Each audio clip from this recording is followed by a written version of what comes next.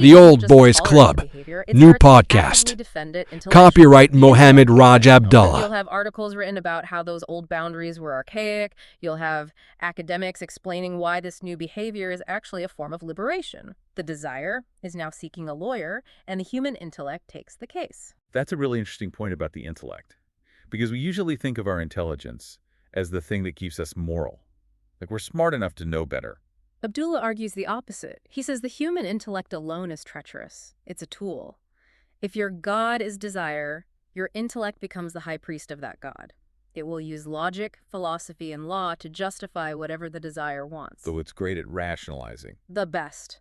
The intellect is the lawyer, not the judge. That is perfectly put. And that leads to step 3. Step 3, institutionalization. Which is where we are now with these scandals. Yes. The behavior becomes part of the system. It's no longer an anomaly. It's baked into the power structure. It's protected by NDAs, by corporate structures, by the Old Boys Club. The evil has been systematized. It's so depressing when you lay it out like that, because you can see that pattern in so many things, not just these specific crimes. Oh, absolutely. You see it in corporate greed, in environmental destruction, normalization, defense, institutionalization. And this brings us to the pivot in the article. So, we've diagnosed the problem, desire has replaced God, and the intellect has rationalized the slide into corruption. So what's the solution? Well, the usual solution is vote for better people or pass stricter laws. Abdullah argues that those are just band-aids. If the foundation is desire, the laws will just change again later. He proposes a systemic solution, the Islamic legal framework. Okay, so let's unpack this, because I think a lot of people hear Islamic law or Sharia, and they have a very specific and often negative image in their heads. True, but Abdullah frames it as a structural protection. He says Islam isn't just a faith. It is a system designed to close the doors to this kind of corruption before it starts. Bro. It's the difference between putting a fence at the top of a cliff versus parking an ambulance at the bottom. So what are the pillars of this fence? He lists a few specific protections in the text. He does. The first one, and probably the most relevant to the Epstein context, is the prohibition of zina. Zina. That's the term for adultery, right? Or it covers all sexual immorality, adultery, fornication, anything outside of a marriage contract. Now, in the modern West, we view sexual freedom as a core liberty. As long as it's consensual, it's fine. Right. But Abdullah argues that this freedom inevitably leads to the commodification of intimacy. Commodification. Think about it. If sex is just another leisure activity, another desire to be fulfilled, it becomes a product.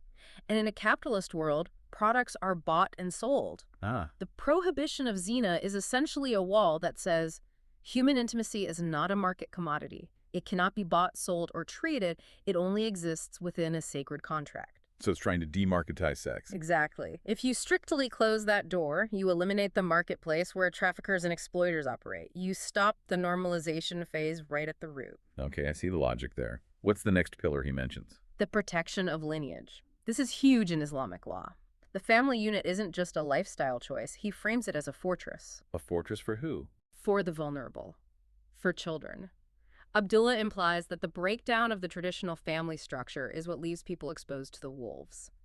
If you have a society where lineage is sacred, where everyone is anchored to a family, it's much harder for predators to isolate victims. It's kind of the safety in numbers concept, but the number is the family unit. Yes. And then he mentions modesty. Okay, now, this is one where I need you to connect the dots for me. Because usually when people talk about modesty, it just sounds like policing clothing. How does wearing modest clothes stop an international trafficking ring? It's not just about the clothes. He groups modesty in dress and interaction together as a social barrier. It goes back to commodification. How so? In a culture of desire as God, the human body becomes a visual product. We are constantly consuming images of people.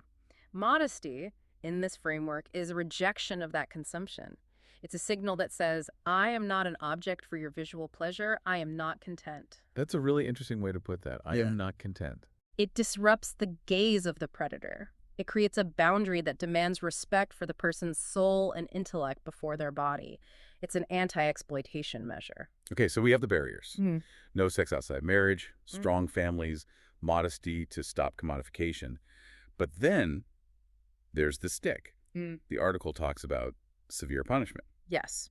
And he doesn't shy away from this at all. He explicitly mentions harsh penalties for those who exploit and abuse. Which is controversial, obviously. It is. But look at it through the lens of the Epstein files. Mm-hmm. We have a system now with, humane punishments. And what happens? The wealthy abuse it. They pay fines. They do time in luxury prisons. They get probation. Yeah.